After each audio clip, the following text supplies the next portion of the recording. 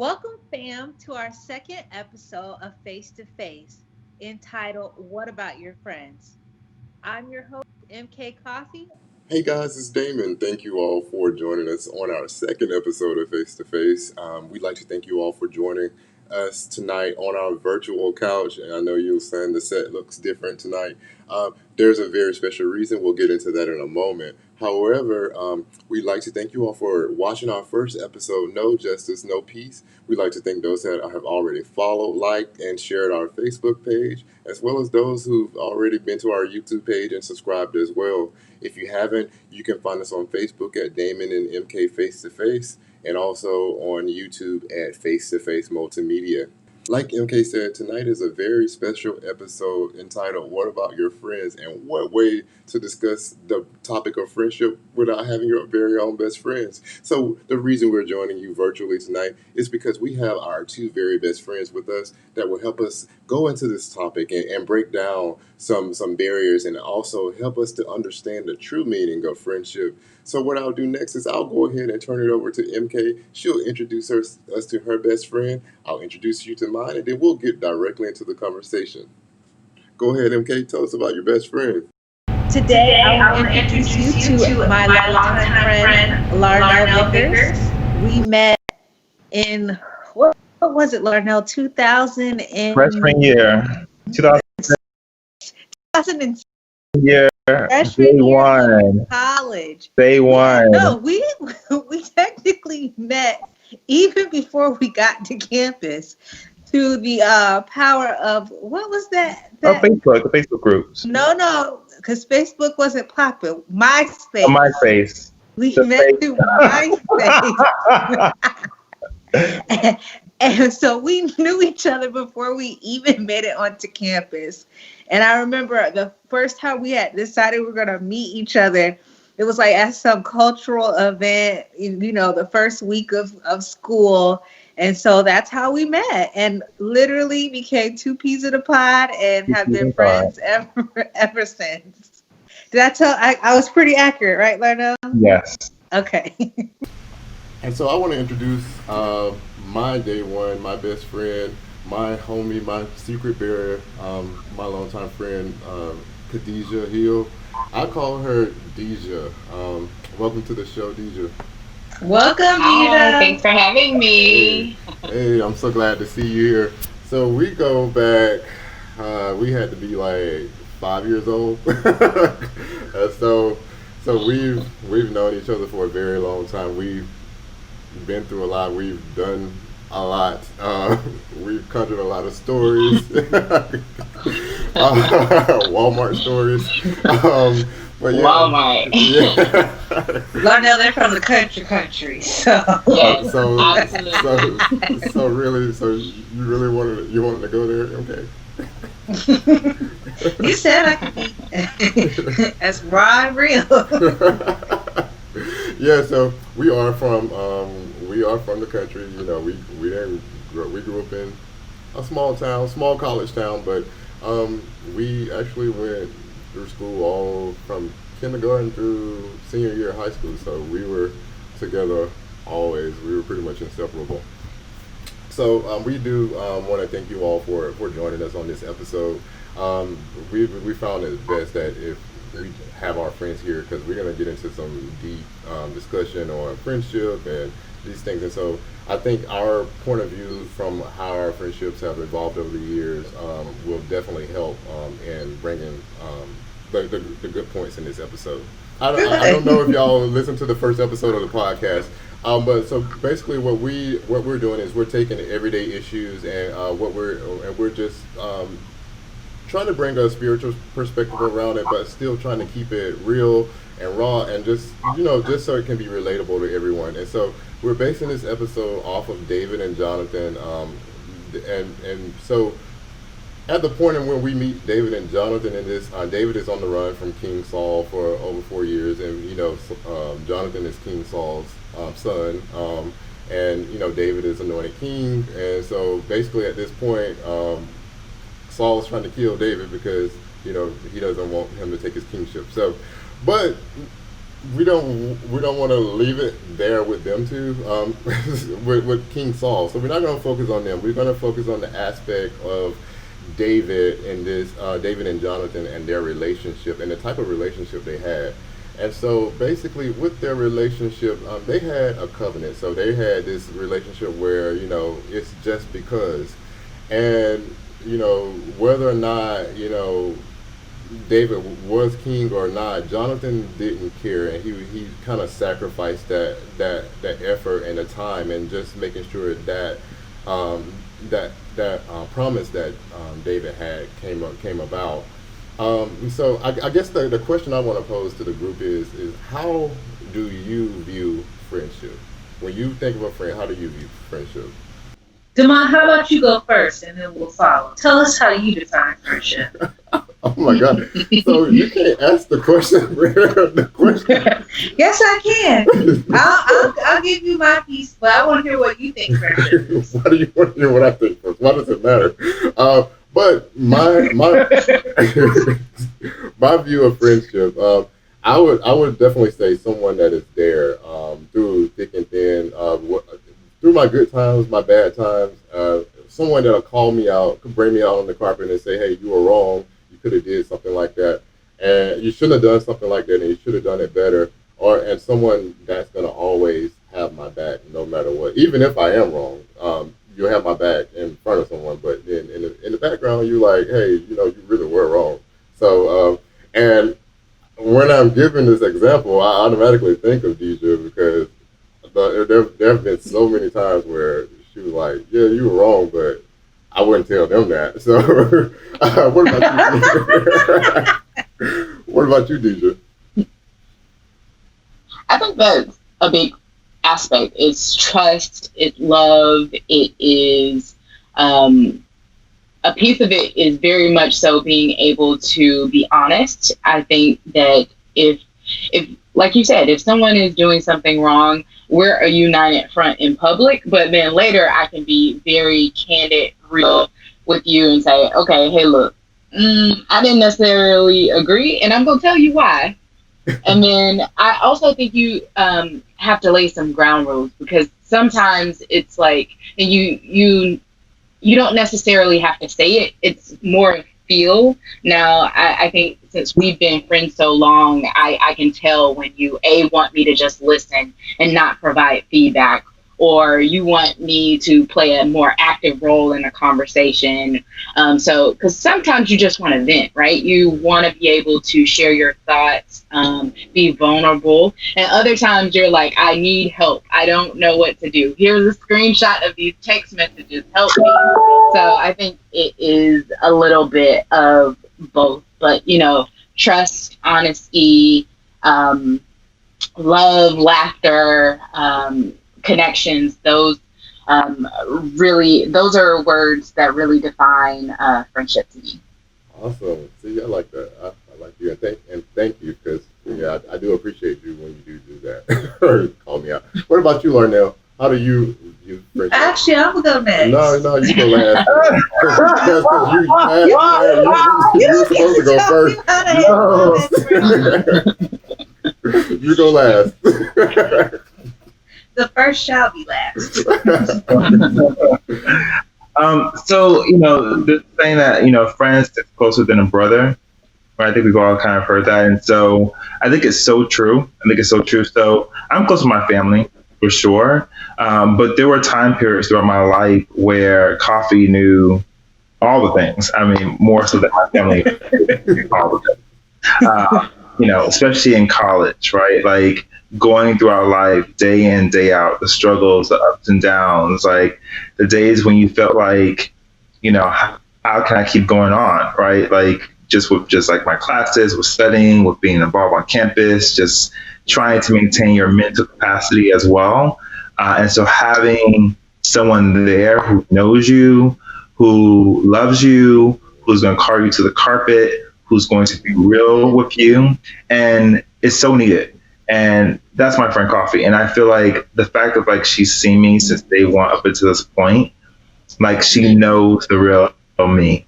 Like she knows the real me. She knows why I'm BSing around. And doing stuff that don't make no type of sense. And in my head, it makes sense. It makes a world of sense. And she's like, that's crazy. And I'm like, you right. I can Sometimes I listen, sometimes I don't. Sometimes I still go about my way and do what I do. But then, we end up back on the phone call or talking and texting, and lo and behold, I should have listened. So, I'm just thankful for a friend who is like family, like, just to the point where just knowing the ins and outs, and so you could just be honest and real and open. And so you can then actually be able to go out to the world and make for change and make for impact, knowing that you have a friend in your corner. I like that. You're lucky, Coffee. And for me, the biggest thing that I live by is loyalty. So I feel like with friendship, there has to be a level of loyalty there. And with that love, unconditional love, and Larnell will tell you, I started off pretty harsh. I had a very tell it like it is personality, and he loved me through all of that, and was loyal. I think also with friendship, one of the things that's so important is to have an encourager or a cheerleader have your back. I will tell you, Larnell was what I needed at that point in time when we met, because he was like one of the most positive people I could ever meet. He looked for the good in everybody. He tried to push you to do more than you thought you could do. Sometimes I'd be like, Larnell, I don't want to do this. And he'd be like, no, I think this is good for you, or this will put you out there and give you some exposure. This will strengthen this skill set. So he's always been in my corner, encouraging me to see myself more than where I saw myself. And so for that, I'm very appreciative and have so much love. And as he echoed, like, we really are like family. So we come to each other vulnerable. We come to each other real. We come to each other honest. There's no acting going on. it's we will call you to the carpet in love, but I would definitely say that's how I would define friendship. Oh, look at that. I feel like I need some tissue because I felt I felt that you sound like you were about to cry. But a little bit. Did you feel the emotion? I felt you a little bit, Yeah, and I try not to cry. That's the most emotional. I'm getting emotional in this old age. I mean, because I've been seeing a little bit of the pushy side, so so Larnell, I know what Larnell will give you some tips. Larnell will give you tips on how to handle it. I mean, how to navigate. How to navigate. She's kind of quiet, but she'll give it to me now. She'll give it to me.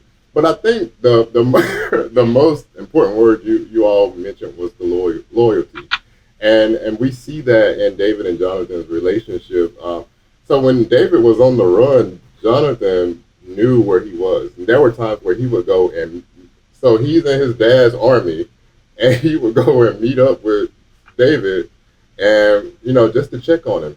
And one of the key aspects of their relationship was the empathy that Jonathan had when he first met David. He knew that David was afraid, but the first thing that he said to him was, and this shows the level of humility and the level of humility that he had. He said, "Don't be afraid." Like, he immediately approached him. He's like, "You don't have to be afraid." And so when you have that bond with someone, that friendship bond, you can feel, what they need. It's that feeling of, I know I need a shoulder to cry on. Like Dija mentioned, he just want to vent to me right now. He doesn't want the feedback. And I think a lot of friendships lack that, because we get to a point where you have that one person that we call friend, and we're gonna challenge that term tonight. we call them friend, but then they call you and dump all of their problems on you, and then when they're done, they're like, okay, I gotta go, and then there's no reciprocity there, and so I mean, what do y'all think about? What are your takes on that? Have you all experienced that? I think that's a real thing. And I kind of want to bring in some real world perspective because I know a lot of us have been watching the show Insecure, and this season 4, we've explored the depths of Molly and Issa's friendship and what friendship really means and where that can lead. So I think this is something that's really relevant to the time, because I know a lot of people are Team Issa right now. I'm Team Issa, so. I am too. Me too. But even in saying that, there were times that Molly needed her friend. And Issa would get on the phone, call her, hey girl, I need this. And then hang up the phone. So I know we're on Team Issa in the big picture, but Molly needed her friend too, as she was navigating a new relationship, as she was navigating at her job. She was dealing with stuff too. So I think, that whole friendship thing, yes, reciprocity, and sometimes we got to know when our friends need us, and it might not be on that same phone call that we're going to get what we need.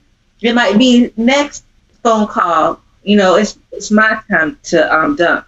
But I do think that it's so important that we provide some equity within our friendships.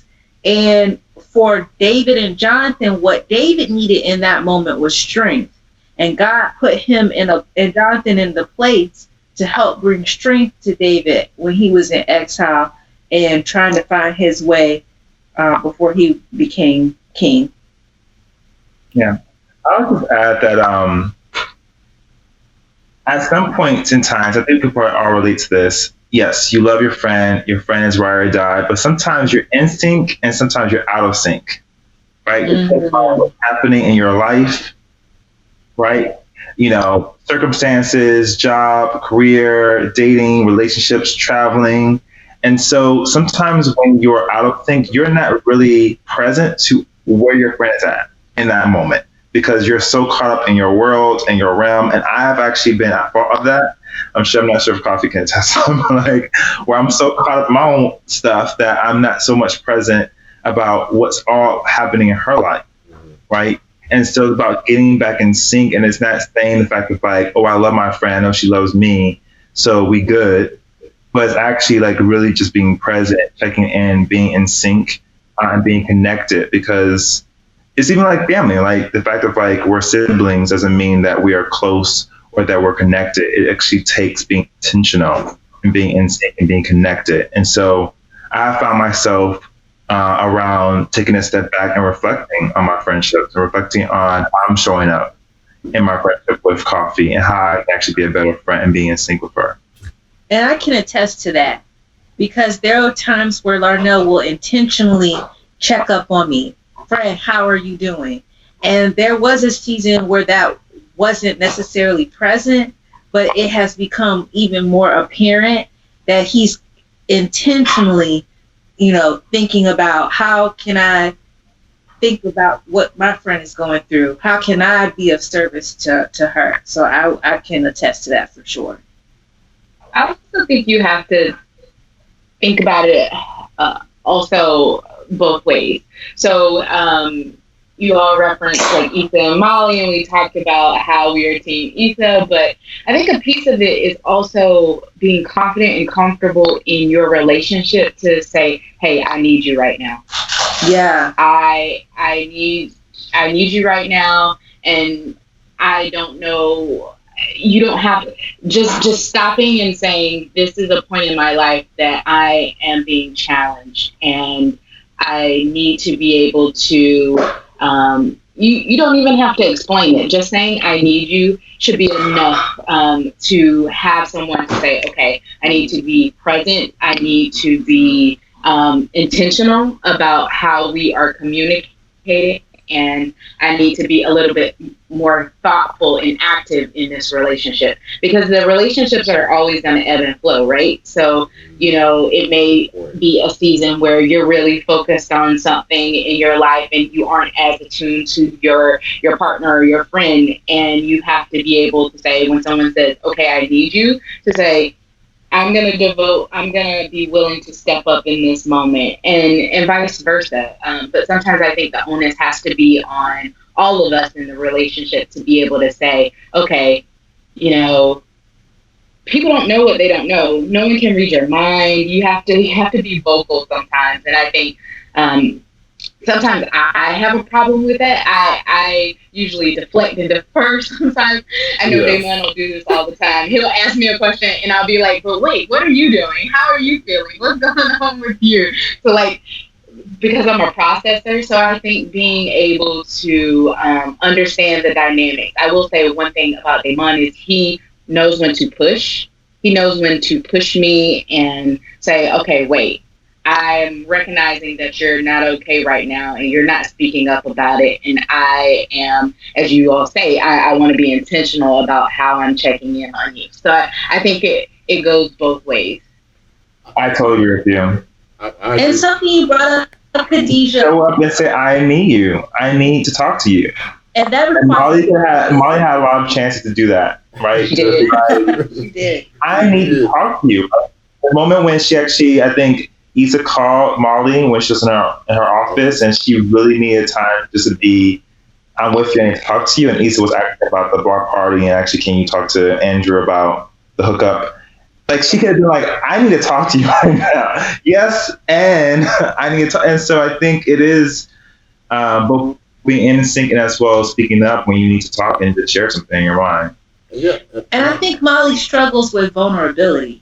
Because if we look at their friendship throughout the whole season, she's the one with the money. He's the one with the good job. She knows her direction. She knows her path. And Issa's always trying to figure out her way. And we see this trajectory change where Issa's finding her stride and finding some confidence. And then you see Molly feeling like she doesn't know how to handle certain situations with her dad, with I think his name was Andrew. So I don't know if Molly really knows how to be vulnerable herself. And I often say that though the people who call you and dump their problems on you, I think that they are not comfortable being vulnerable. They're not comfortable feeling those uncomfortable feelings, which is why they call you and dump all of the uncomfortable feelings onto you. And so they don't want. I think when people do that, when we do that, we don't want to sit in our feelings and actually feel in the moment. And I think that comes from a place of being hurt. Like, it comes from a place of being hurt and not having any closure to a situation that you've been into. And I think Molly was hurt because you think about it, her dad, all of those things, they showed like some level of hurt within her, and she didn't want to be vulnerable. Like you said, MK, she was always the one who had everything. Her life was literally, in her eyes, it was perfect. And so I think, and when we approach our friendships from that point of view, we miss out on a lot of important moments. And Damon, you said something about sitting in your issues or whatever. When you have a real good friend, they will sit in Your issue with you. Mm-hmm. And that's all about the empathic connection that David and Jonathan had. Jonathan had that connection from the first moment he met David. He knew that he was afraid, but he was like, "I'm not here to hurt you." And in fact, Jonathan knew nothing about the plan that his dad had in the beginning. But I found it, interesting that they chased this guy, they chased David. Some scholars say 4 years, some say up to 15. but they chased him all this time. So I would imagine that they met more than one time. You know, the scripture says it one time, but I'm pretty sure they met on several occasions. So that takes a lot of self-sacrifice, but it also takes putting himself in David's shoes. And I think we need, as a culture, I think we've become microwave. We like things like now. We dump our feelings and then we, let it go.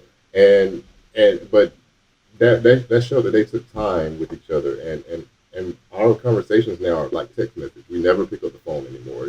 It's like a quick text. I know we're checking on each other, but where's the human connection? I don't know how y'all feel about that, but I think we lack that as a society.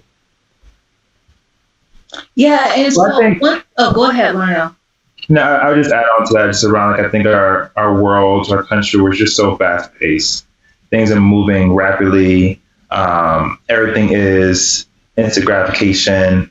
Text. The way how we communicate, everything is bite sized. People are communicating quickly on Twitter. And so what I found for myself is just to be able to slow down, and to be with people, to talk with people, to connect with people, to really listen. Like, honestly, and I had to even check myself on this. Like, are you really listening? Like, are you really completely listening, just being with someone? And so I think that's just so key in our world today. Yeah. Yeah, and I want to piggyback on that whole thing. We've all said, like, in society, nowadays, everything's telling you to put yourself first. So put me first. Yeah. And Jonathan didn't come with that spirit. He could have told David, let's split this kingdom. Like, you be the king of ruling, of like day to day. I'll be in charge of politics. Or how about you take one half, I'll take the other half. Jonathan didn't try to negotiate.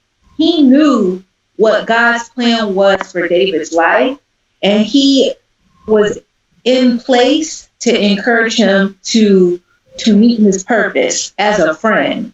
So, I mean, that just kind of brings up a question. Do you guys think you're okay with playing second to your friends? I take the question, but I don't see it as taking second place. I very much so see it. If Damon wins, I win. If we are in this together, this isn't a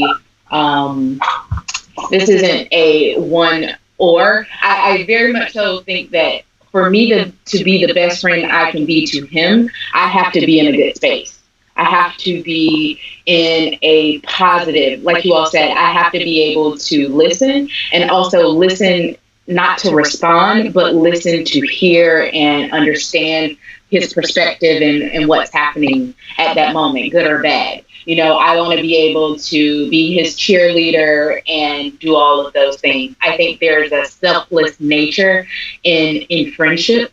To be in a friendship is to be selfless and to understand that you are striving towards, in some instances, common goals, right? You want to see that person shine. You want to see them succeed both personally and professionally. So I am all about being selfless, but I see us winning together. If he is happy, I am happy, regardless of, if I don't agree or something happens and I'm like, to see him happy is to see our friendship and us happy. So I think, I mean, Damon, I feel like that's kind of like the dynamic we have. It warms my heart to be a part of bringing joy to someone and being able to connect with them on a level that sometimes you can't even put words to. Yeah, that's so true. I totally agree with you around. I don't really look at it as like playing second. Over the course of our friendship, there have been times where the focus is on coffee. Like, that's just the thing. Or like something's happening in my life where the focus is really on me. But regardless of what's happening at any point in time, we're always supportive of one another. We're always showing up for one another. And so I never look at it as like And even if it was where, like, let's say if like Coffee's playing second with me, like that wouldn't be okay because, like, let's say all the time, like that wouldn't be okay because I'm like always going to challenge her, like that, like I don't need to like that's not thing, like I want to be out here like championing you, like screaming your name, name it like in the lights, She would love that. because I think that's so important. And also, it provides a different element of the friendship, right? When you see your friends winning in a lot of different arenas and having the different stages and how the friendship ebbs and flows and changes over time. So I think it's super critical to just the ability for the friendship to grow over time. By both friends just being with the process of just how life evolves and changes and like what's happening in our lives, that we're just with one another and supportive of one another. And I think for me, it also requires a lot of self-awareness to be a true friend. Yes. Because you have to know who you are to be comfortable and aware and to know, okay, my friend has this certain skill set or these certain talents, and if they're going to shine right now, I'm going to be there shining next to them because I know that this was purposely for them. They were made to do this, or they have this ability. So it requires a lot of self-awareness, and I don't know if we always, as people, as flesh, have enough self-awareness because we're always thinking about ourselves at times and like, why not me? And why not me? And that leads me into the next part of the conversation. Damon and I, we talked about the difference between covenants and contracts. Because in friendships, a lot of times what we call friendships, we're actually in contracts with people where we're playing tit for tat. Yes. Well, I did this, so they're going to do this. I paid for this meal, so they're going to pay for that meal.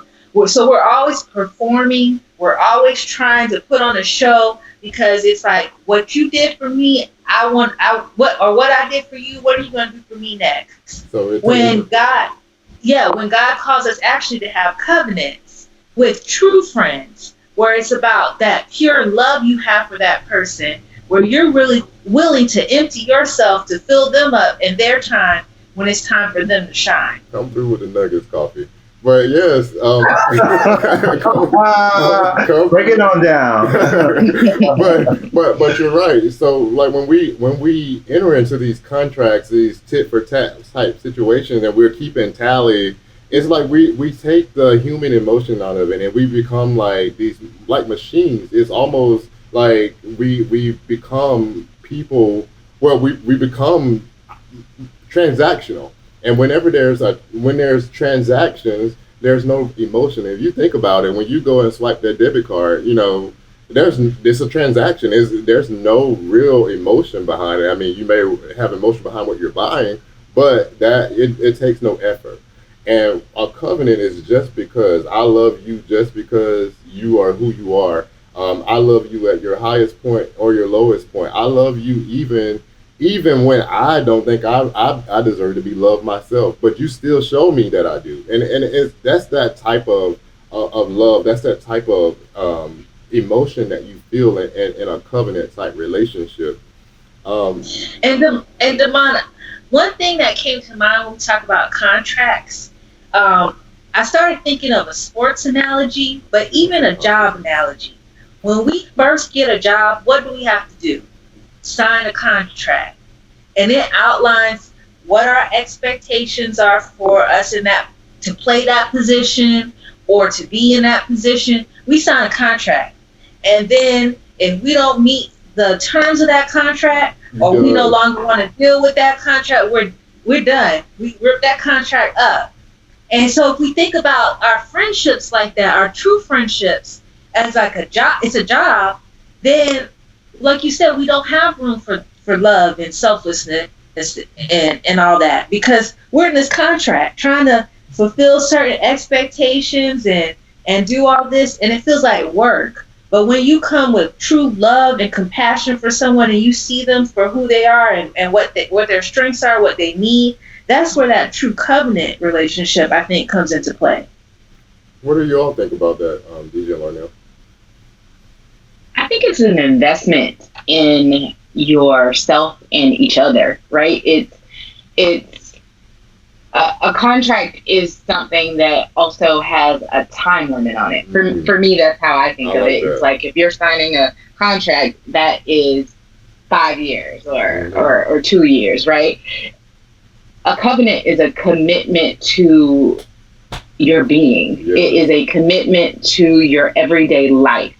It is something that is natural, and every now and then we all fall short, right? So there will be those times, but I think in the truest essence and sense of it, it is a connection. It is something that is you have to work at it, but it feels natural. It's a sense of understanding. It's a sense of hope. It's a sense of uplifting. I think for me, if ever I am in a great mood, I am very much so. I'm like, ooh, this was great. This was great. But then I'm quickly on to the next thing.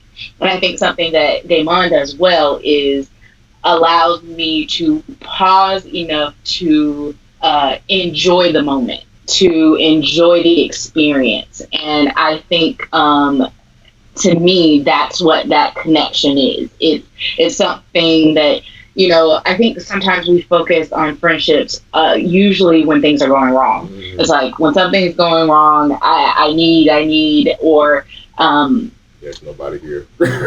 Yeah, there's nobody. Yeah, I'm alone. Right? I don't have anything. I don't have anyone to talk to. Right? But I also think that friendships aren't just for those hard times. They are for those times when you are at your highest point and you want to shout it from the rooftops, but then you want to know what's next.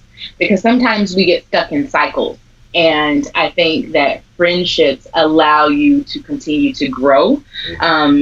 That's what I think a covenant is. It's, a contract is very much so a time limit. You reach something and then it's over.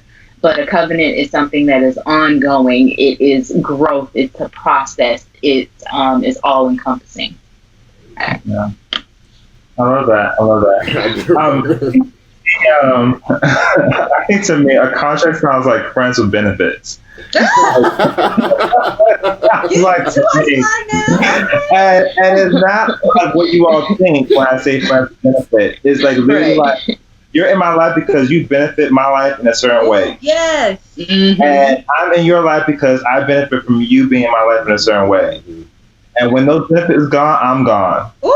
Right? Mm-hmm. And so what it sounds like to me, it sounds like a friends with benefits setup. Yeah. I feel you. The house, the cars, right. And the dog. We all go. I think Oprah said in terms of like, when you are wealthy and have all the money, right, and you're flying the jets and riding the limousines, you have the friend who's rocking with you, but also the friend when you're broke and poor, right, and may have bad financial, and you're on the bus, right, trying to get from point A to point B, and you're a friend who's still rocking with you, still being all right with you on the bus, like that's a covenant, right? Another way I think about it is like that's a commitment. That's a commitment to that person, to stand by that person, regardless of what happens in that person's life, because you know who that person is, the true essence of that person. And so you stand for their greatness, you stand for their magic, like every single step of the way. And you remind them of who they are every single step of the way. I've had my moments where I've been down now and I've had coffee and say like, stop acting that way, or stop, like you know who you are, right? And I've done the same for her, right? Because it's that covenant of continuing to stay committed to us and who we are, and our essence, the true parts of ourselves. I like that. And I was gonna say with David and Jonathan, David was like a fugitive. He was like with misfits. When Jonathan went to go speak to him, it was just he was acting crazy at some point. Like he was a mess. And his friends was there again to remind him of his strength and to remind him of his promise and told him, even my father knows that you're supposed to be king. Mm. So, like, So even your you haters don't have know. anything to worry about. Yeah. Oh, Even your haters know, and even your haters are jealous of that friendship. And so we're about to run out of time, guys. So I want to take this moment before we begin to wrap up the conversation.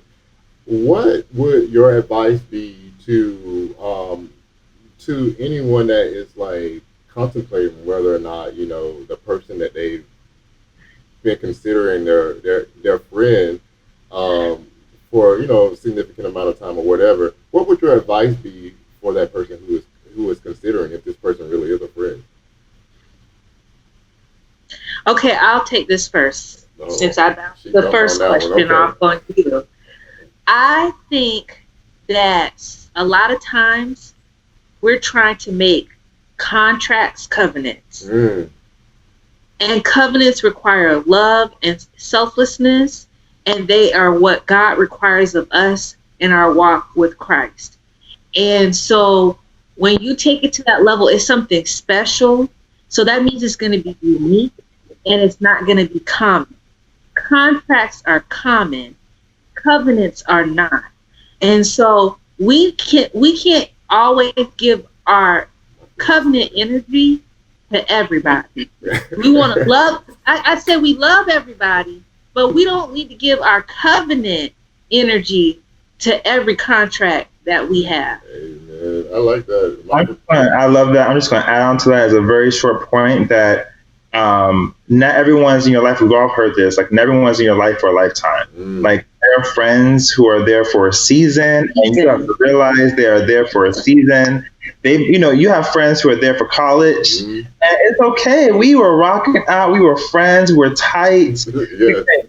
But then out of college, that wasn't the case. But it has nothing to do with how I feel about you or if anything changed. It's just that you have certain people in your life that are there for a season to teach you something, right? For you to learn from them and for them to learn from you, right? And you have friends who are going to be in your life for a lifetime, right? Or you have new friends into your life and who are there for that period of time in your life. And so I've learned to actually just be with yourself, like to really follow your intuition and let that lead the way, because that's going to always allow you to understand if that friend is really there for you for a lifetime, for a season, or for that short period of time, and wherever it might be, to be with it and that know that there's nothing wrong or something wrong with that person or you. It's just how life is set up, where we get a chance to actually experience, interact with a lot of different people along this journey that we call life. I like that. I like Yeah, that. I do too. And to kind of build on that, I think you have to know when to let go. When things no longer serve you and serve each other, it can be a mutual breaking, right? So you have to understand and know when that point is, and sometimes that's difficult and it's hard, and it is. I'll share that's one of the hardest lessons that I've had to learn around friendships is to no longer forcing things. So I think I agree. You have to sit with yourself. You have to understand what you're willing to commit to. Going back to that word about commitment and thinking about, I also agree. You have to understand when things are surface. You have to understand when things are much deeper. And I think we've all talked about this on the theme of ebbing and flowing, where whether it's your relationship or whether it's just how you're feeling, your mood, you have to, I agree, you have to follow your intuition. You have to sometimes sit and evaluate. Sometimes you have to do the work. You have to invest enough in yourself and that other person, because that work you're doing for yourself also benefits them. So whether it's you're keeping that friendship or whether you're letting go, I think you have to sometimes do the work. And if you're not willing to do the work, then you already know your answer. There you go. Not to cut in, but I will tell you, Larnell has always said this. You have to do the work. You have to work. There's no way around it. I like all the responses, and I think what I'll add to it is I would probably say if you are contemplating, I would honestly do a self check, a heart check. You know, what is it, and what are you looking for, and is it really worth the pursuit? Like we've all said, is it time to let go? But what's in your heart? Is it hurt? Am I holding on to you because I don't think anybody else will come around me, or am I holding on to you because I love you? Because everything about me says I love you, no matter what you're giving me at this point. Maybe we are in that, that low moment, so, but it's all about checking your heart. I think a lot of our problems stems from the heart. It's all about your heart. So check your heart, and if you're holding on because you're hurt, then maybe it's time to let go. But if you're holding on because you love that person, and that means it's usually worth fighting for. Um, this has been a great conversation, guys. Like I said, I couldn't think of any other way. We couldn't think of any other way to have this conversation without our longtime friends, our best friends. And so, thank you all for taking the time to sit on our virtual couch. Hopefully, one day we'll all be able to sit together on the couch. MK is on the couch by herself tonight, but but thank you all for taking the time to sit on our virtual couch, and thank you for taking the time to just pour out to the people. Do y'all want to add anything before we go? Thank you. I think it's exciting to be able to have this conversation with you all, and to be able to talk about what friendship means to us and the different components and aspects of it. So thank you for thinking enough of me to invite me. Yes, I just want to echo that. Just thank you again just for inviting me. I mean, definitely a pleasure just to be on the virtual couch with you all. Also shout out to you all for doing this. I know this is not season, well, season 2 is hoping. Hopefully season 2. Episode 2, which is amazing. And so it's definitely a privilege and honor to be a part of what you are doing. And also, I have to add that it's from a spiritual perspective, a biblical perspective. And so, for you all to add that to the mix with relevant issues that we're currently facing now, I think is really phenomenal. So, thank you all. It was really nice meeting you, too. And I want to say thank you as well. Like, I feel so honored to be here with you four, and I think we have shared a lot that God is going to really bless the people with. And with that being said, Larnell, as a friend, I wouldn't be a good friend if I didn't let you plug your workshop. I was about to say. So, plug your workshop right now, Larnell. No, for sure. So I have a Power Tools for Living workshop on tomorrow from 2:30 to 2:30 to 6:30 p.m. And so it's definitely something to tune into. If you can't make it, there'll be other opportunities. Also, if you want more information, just check out my website, larnellvickers.com, as well as my LinkedIn page as well. We'll have information there for more ways to plug in. And Damon, we'll put that on the Facebook page. Yes, we're gonna actually embed it into the episode for you. But again, guys, thank you all so much. Thank you all for joining. And you can all catch us on every other Monday at 8 o'clock for face-to-face after the conversation. Those conversations are live on Facebook. You'll see MK and I. Maybe we can kind of get one of our friends or both to join us there. But that's another conversation for another day. But we would definitely like to thank you all for joining face-to-face. We'll see you next time. Good night. Good night. Good night. All right.